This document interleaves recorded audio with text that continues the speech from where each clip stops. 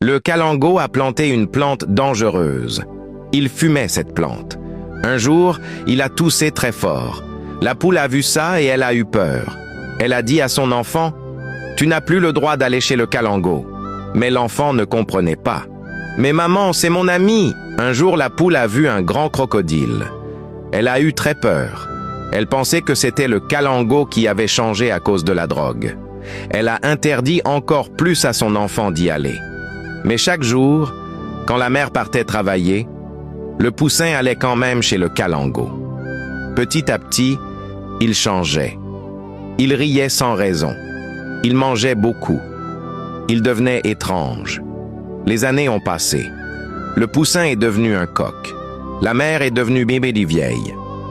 Un jour, elle a appelé son fils et lui a dit « Quand je serai morte, tu vas tout vendre.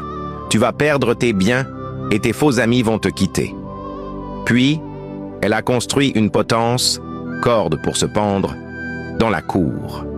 « Si un jour tu es au fond, promets-moi d'utiliser ça. » Le fils a ri, mais il a promis.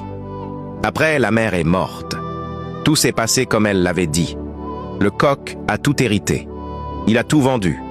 Il a dépensé dans les fêtes. Ses amis l'ont abandonné. Il n'avait plus rien. Il était triste, perdu, seul. Un jour, il a voulu mourir. Il s'est souvenu de la promesse. Il est allé vers la potence.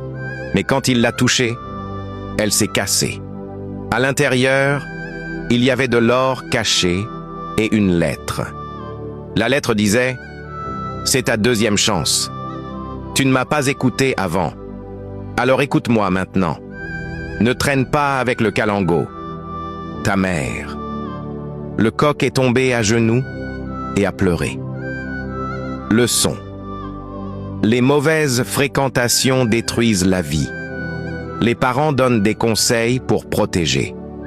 Il y a toujours une deuxième chance. Stop!